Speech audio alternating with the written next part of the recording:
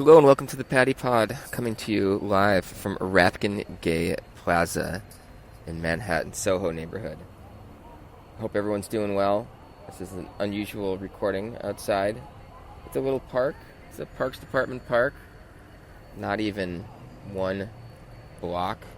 It's about, I would say a size of one or two buildings, one or two lots. And I found it a few months, maybe last year, as I was walking around, and it's one of the few places in New York City, especially in this neighborhood in Soho, where you can sit down and just enjoy the sunshine and let the world go by. I am enjoying the sunshine. It is November 11th. It is Veterans Day, and I have the day off, and I am very glad to do so. The sun is out. It's about, let's see here, 67 degrees, which is highly unusual, of course, for November.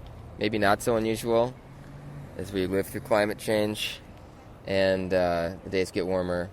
And, I do think we need to address climate change, but I enjoy some of the effects as they're happening. So, it's been a few weeks since we spoke last. It's been tough sledding, I'm not going to lie. Going to be honest, it's been a tough transition to my new school. I'm not sure exactly what I mentioned before. Had some difficult cases, and some of that resolved itself, but other things came up. I have a little disagreement with my school director about how to approach some things, some disagreements about the curriculum, and I'm working a lot. Kind of rushing as fast as I can, I feel like, to get through all I have to get through. And it's been a little bit stressful because some of what she's proposed seems like it's going to add to that workload. But she has also been amenable to some suggestions of mine. And I think perhaps we are finding a way to get what we both need, which would be a major achievement. Something that I've been reading a lot about lately. My mom gave me a book from a program called Nonviolent Communication, and in a nutshell, it's about trying to recognize that strong emotions are attached to needs that people have, and that those needs are maybe lengthier than people may imagine. It's not just food, clothing, and shelter, but other needs like belonging and expression and feelings of safety and feelings of, some lists even include, romantic and sexual expression and whatnot. So I recognize that broad list. I think that's why people who seemingly have a good life, material wealth and fame, and perhaps even a creative life, can still be unhappy. And that may sound daunting, that we have to meet all these needs, but to me it's a little bit liberating, because it recognizes that sometimes when I'm not feeling great, it's not necessarily that it's just my bad attitude, or just that it's just a bad attitude or something wrong with me. But in fact, it's somewhat of a hopeful message for me, because I can think, well, perhaps there's something I can do, something I can do, and I can feel better. And that's actually been true for me. Part of why I started the Patty Pod, because I was feeling the need to be more creative, and I wasn't really fulfilling it. And not that I don't necessarily have regret about not doing it earlier. I think I needed to get to a certain place in my life before that sort of emerged in my consciousness, but it did, and now it's filling a need, and I'm feeling better because I have something to work on, and it feels like I can get into the flow state more often. So that's a little bit about me, about what's going on the last few weeks. I really, really loved getting this 3-day weekend. I really loved it. We had report cards and conferences the last 2 weeks, and I'm happy to report that all went well. went really well, actually, and grateful for that. And but some of the other challenges were there, and it was pushing me, and my sleep wasn't great, and I was skipping hockey even, which if you've been listening to the podcast, you know that's a sign. I've hit some rough sledding, some tough sledding. So in any case, all in all, I'm in pretty good shape. I have my health, thankfully, and things are going well with Kate. I have a lot of friends and acquaintances, and some of those friendships are deepening week by week, which I'm super grateful for. That's been an area of my life that I've been hoping would grow. I think when I first started the podcast, I mentioned that the raison d'etre, the reason for being of this podcast, was that all of my friends have kids and have no time for me. But some of my friends, I've made friends with people whose kids are older or don't have kids, and so some of those friendships have been growing a little bit and deepening and broadening, which I'm really grateful for. So,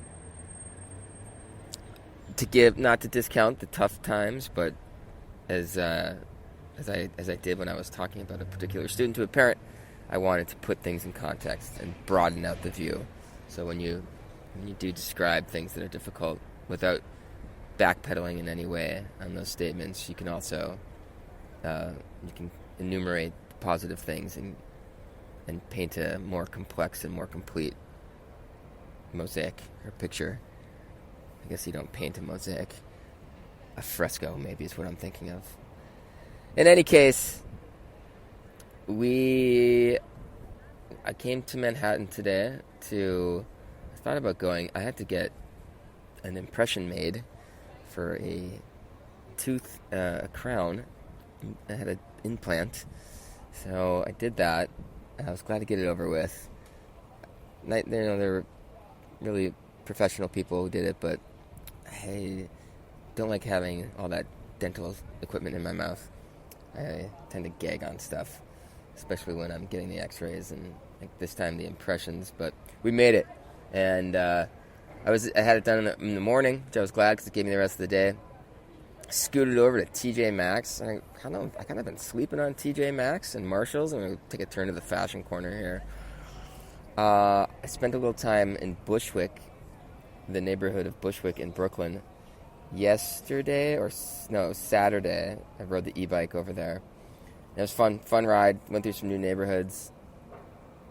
I laughed because I went through an Orthodox Jewish neighborhood, and the men there wear these fur hats, but they're very much in the shape of a hockey puck, and I just thought it would be amazing if somebody stumbled across them and thought they were just massive hockey fans. Like the cheeseheads for the Green Bay Packers. The Green Bay Packer fans wear these giant like cheese wedges on their heads. If somebody thought the Orthodox men, they wear like very, very traditional garb. It's like 19th century long kind of, finely embroidered, but I'm by no means making fun of them. Silk, kind of long silk black coats and sort of silk style, and have this beautiful detail and stitching, and then they have oftentimes like kind of high socks and leather shoes. I mean, the ones that wear some of them dress more modern, but there's this kind of 19th century look, and then they wear these hats though they look like large hockey pucks, and they have kind of a fur kind of applique on the outside. And I just thought it would be hilarious if some young person just thought that they were massive hockey fans, and maybe asked them who their favorite team was. Anyway, Google Orthodox Jewish men's hats if you want to get it. I think if you flip through enough, you'll find one. So did that. Went to Bushwick. That was a big segue, and I went to I was looking for a gallery. I couldn't find it, and I went to a vintage clothing shop, and I was rifling through some stuff, And I haven't done that in a long, long time. I used to do that more regularly, and I just kind of couldn't. I don't know. It was sort of the similar experience I've had for that I did have for many years when I was in college, which would be that I would find not a lot. There would be a ton of digging and little finding. Too many threadbare things, or things with holes in them, or things that just look faded, or just things I didn't like. A lot of like 70s stuff, which wasn't my thing. Kind of hippie stuff, which wasn't my thing. So I forgot that if you dig a little bit at like TJ Maxx or at Marshalls, you can find things, because I think men are so risk averse with fashion that the stuff that I like, especially stuff that has sort of vivid colors or some kind of rich pattern, an intricate pattern, those things often make their way to Marshalls and TJ's because no men are not buying them. And even like artists, I find, they wear very neutral things and very simple things. They want to be creative with their art, not with their clothing. Fashion designers seem to be notorious for that. You see them when they walk at the end of the runway show, and they're in black t-shirts and black jeans all the time, like that kind of thing. So anyway, I found a few things at TJ Maxx. I was stoked about that. I'll do another quick sidebar about my time in Bushwick. Bushwick's a super hipster neighborhood. It's like where the artists of today live.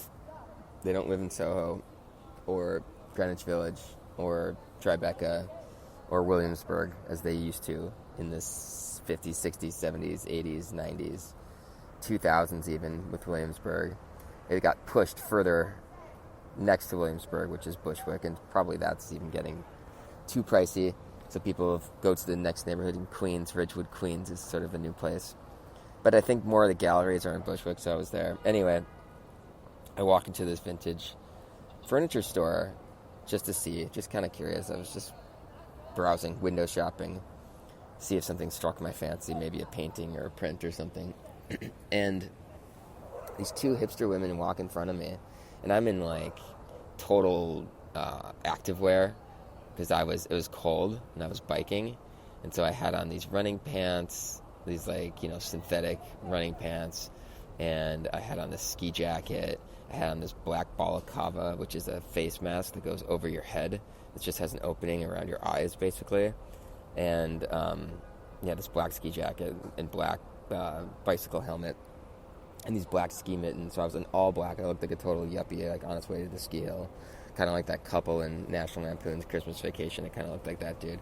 Anyway, these two like really hipster ladies walk in front of me. They've got like kind of bohemian looking clothing on, and as soon as they walk in, the man, who's total hipster too and also in bohemian clothing, starts chatting them up and getting into a really detailed conversation with them, with one of them in particular. And she said she's moving, and she's looking, she just moved rather, and she really needs just basic pieces. And he starts asking her about, are you looking for more mid-century? If so, are you going to be more of a brass with your metals, or are you going to be more of a chrome color, because you probably don't want to mix? Really detailed, and she's responding and all this stuff. The guy doesn't look at me or glance in my direction. They go talking for 5 minutes or so. The two women leave the store. I'm still in the store, in this tiny store. It's basically one room. And he doesn't say a word to me. Asks me if he can help or anything. I lingered a little bit just to like push the awkwardness, and not a word. So I thought, oh my goodness, I didn't think New York City was quite so tribalistic. I guess when you get out into the real hipster neighborhoods, perhaps that's where you feel it. I would assume that that this guy would need most of the possible purchases or potential clients that he could get in such a industry as his, but maybe I'm wrong. Maybe he's killing it. Maybe he's killing the game and can say F you to yuppie looking people like I was that day.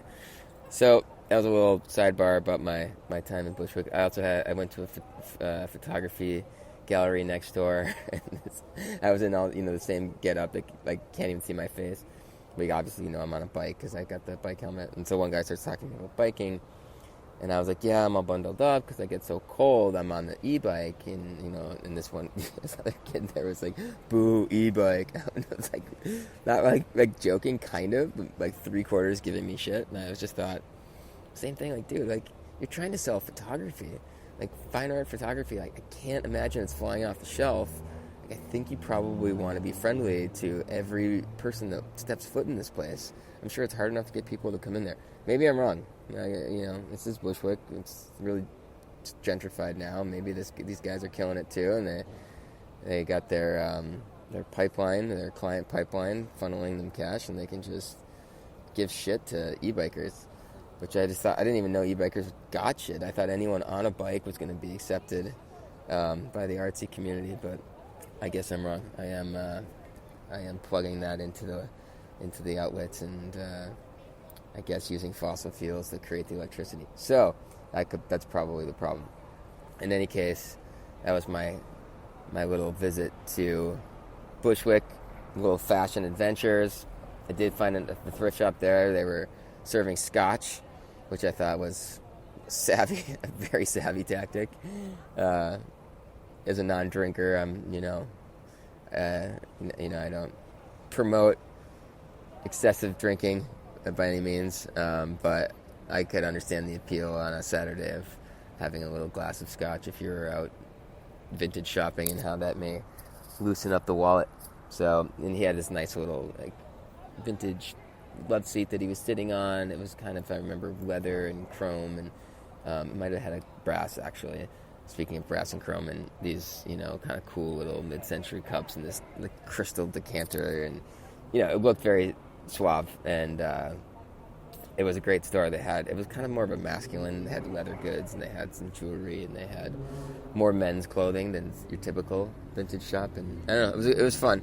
The back of it opened into this like kind of shopping courtyard. Like it was closed door, and so it was like a little shopping center, not a mall, but the little shopping center that sometimes you see in sort of urban revitalization areas of various cities in America, like an old factory, or there's a place in Duluth, Minnesota, my hometown, that has it was like a former brewery that they've turned into a space like that with a bunch of little shops. So it was cool to see. I went to a coffee shop in there and just chilled out with a bunch of art students. I heard people enthusiastically talking about their projects, and that was kind of fun to be a part of. I haven't been in that setting for a while. But yes, anyway, TJ Maxx and Marshalls, don't sleep on those. They can, seems to, everything there is new, and some of that stuff that I like falls through the cracks, so I'm going to have to make a point of that. I did get a sweater, a black kind of sweater, sort of half button thing. It's got this great texture. The regular sweater was just kind of great. It had a little cool kind of flecked black pattern throughout. And then I just bought some dress pants that had a nice little subtle kind of crosshatch pattern. And they were like, everything was $20 a piece. It's amazing. It's amazing. Discounts. I mean, I should do an ad. No free ads, TJ Maxx and Marshalls, but you're getting one. You keep delivering those hits for me and you'll be getting more. That's right. More mentions on the Patty Pod. Every advertiser's dream. I want to talk a little bit about flipping the script. People just do the same thing all the time.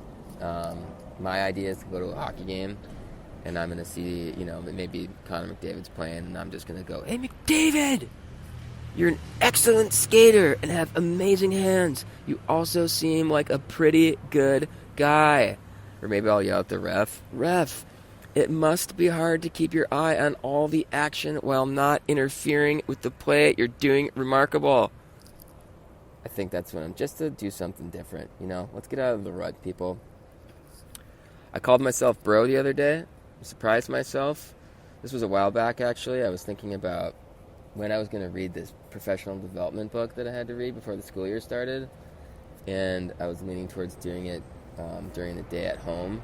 And I thought, but I'm going to miss going to the beach because Kate was going to the beach that day. And then immediately I said to myself, bro, you can go to the beach. Just listen to the audiobook on your way there. And I was like, why did I just yell bro at myself? Like I was one of my students. I don't know. I kind of like it though. Even though it was surprising. talk about Japan for a little bit. I'm just going to give a little tidbit. I'm not going through all the posts. That was my original plan. Maybe I should. I don't know. I'll just say what comes to me. I remember, we were in new hotels, frequently because we were going from city to city. And I remember liking just having a new scent that comes with the new room. Every room had a different scent. And in Japan, a lot of those scents smelled like actual flowers rather than, some kind of artificial smell that has a flower name. Had that light touch, which I really appreciated. It's a strong thing for me. I think I've talked about scent in the past. It really can have a big impact on my mood. So maybe I'll try to find myself in spaces with different scents. I was in a coffee shop today, and there's a really good bakery smells that really lifted my mood. Perhaps I'll have to go to the French place today before I go home. It's a place called Daily Bread in Manhattan, and it makes to die for French pastries. Might have to get an almond and chocolate croissant. I keep putting on my caps crookedly, a little bit to the left, I think. I don't know why. I just put it on and in a way that feels like it's on the right way. But then I look in the mirror, and I look like an errant child who's been roughhousing with his brothers, or maybe fell asleep on his mother's lap on the way to the airport. It's an odd look. Let's say that. It's an odd look. I don't know if I can square it with any kind of aesthetic that I might be trying to achieve. Speaking of Japan, when I was in Japan, I had a Thai massage. I don't do these kinds of things. I'm disciplined with my spending. Some people call it cheap, I guess. I call it disciplined. Very disciplined. So I don't do that kind of stuff very often. Plus, I don't know, stuff like manicures and pedicures and massages feels so temporary to me. I'm always like, I should be keeping my thoughts positive and not tensing up in the first place. That's me, No, I do obviously believe in trying to direct your thoughts in a certain way, but I sometimes do think I have a little bit too high of expectations for myself in that regard. But I don't. I mean, I've never really had a massage and thought, oh my God, it's life-changing. Like, it feels so much better. Everything's great. I'm good for a week or whatever. So I don't really do it, but we were in Japan, and, I don't drink, and it was nighttime, and we were out doing something. I forget. I think maybe we just had dinner, and I was like, we walked by. Everything was so inexpensive because the dollar was so strong. And I was like, let's do it. It's like $10 or something. It was literally like $10 for a half an hour. Might have even been an hour. Maybe it was 15 for an hour. It was something crazy. So, do it. Kate, I think she wanted to get just foot massage, and they didn't have a person in that location, so she went somewhere else. So anyway, I'm off by myself in this room, and there's this young woman. She's probably 24, 25. She's, doing the whole thing. It's this whole ritual. They wash your feet. You change into these special clothes, and she's like, I don't know, works her way up from the feet. She's doing the shins, and she's like putting her elbows into it, and she's leaning into it and all this stuff. And then all of a sudden, she's like rubbing my butt, which I did not know was involved. I did not, and I was like, whoa, okay. It's just, obviously it's like a sensitive area that you don't have many hands on. At least I don't. Back when I was an athlete on teams, people would whack you in the butt, as like a good job thing, which I know other people have commented on how funny that is. Like these really macho guys, like, essentially spanking each other left and right. So I did have some of that, I think, probably back in the day in baseball and hockey. But, Kate's not real handsy back there, and I'm not myself. So it was a surprise. It brought me back to getting goosed, actually, as a kid. Probably by my brother or somebody. Like, also, like, whoa.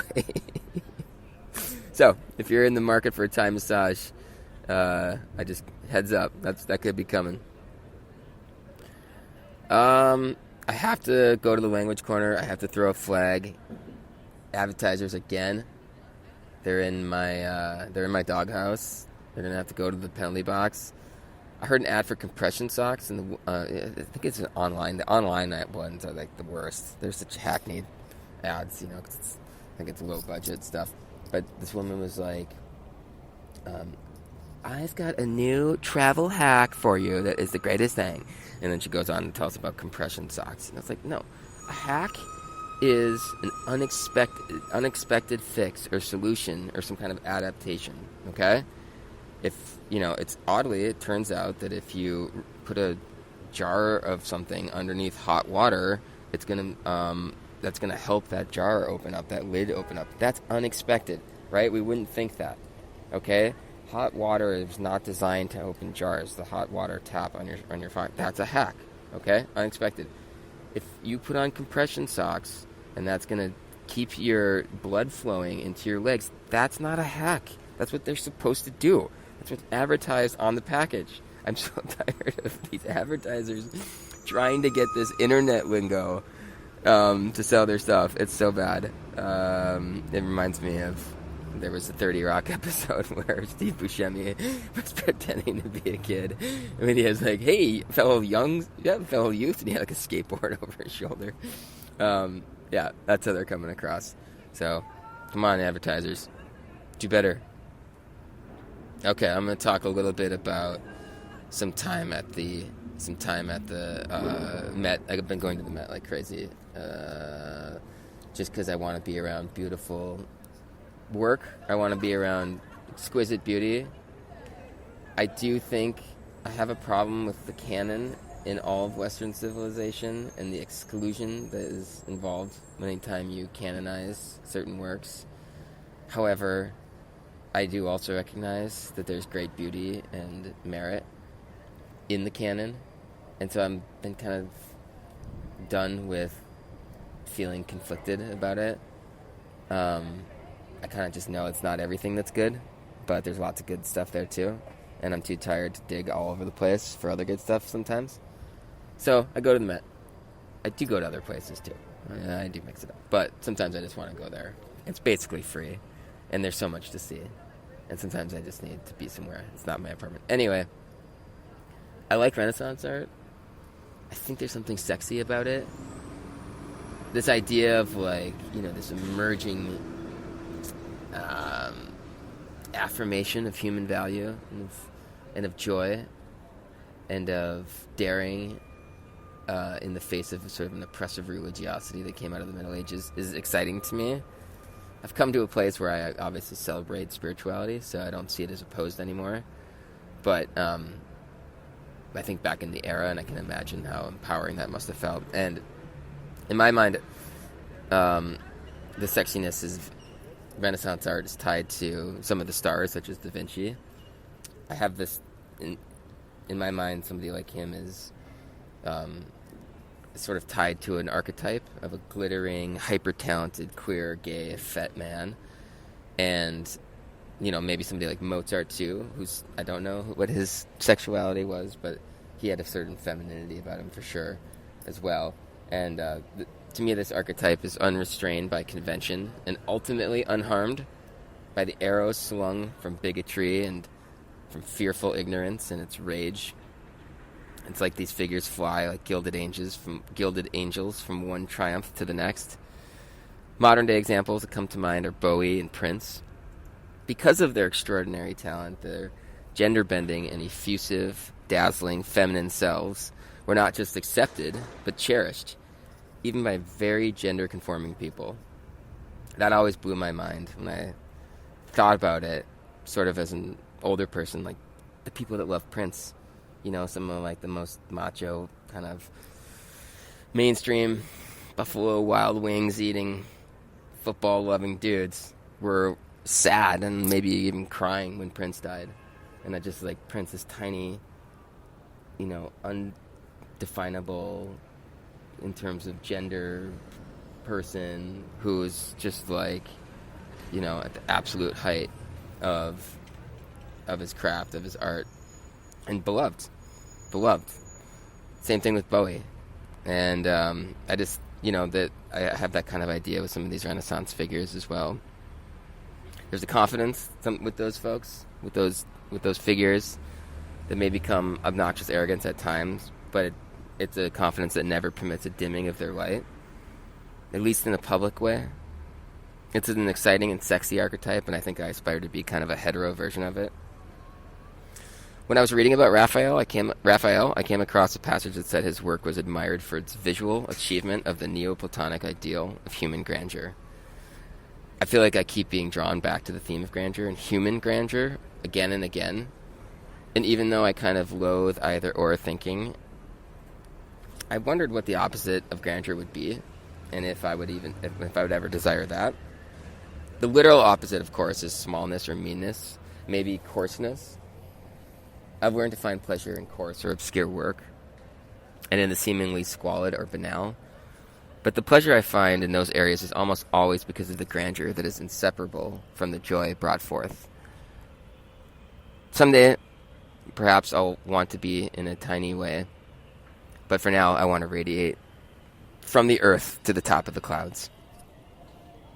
So I love the coarseness, maybe only as it contrasts and highlights grandeur again.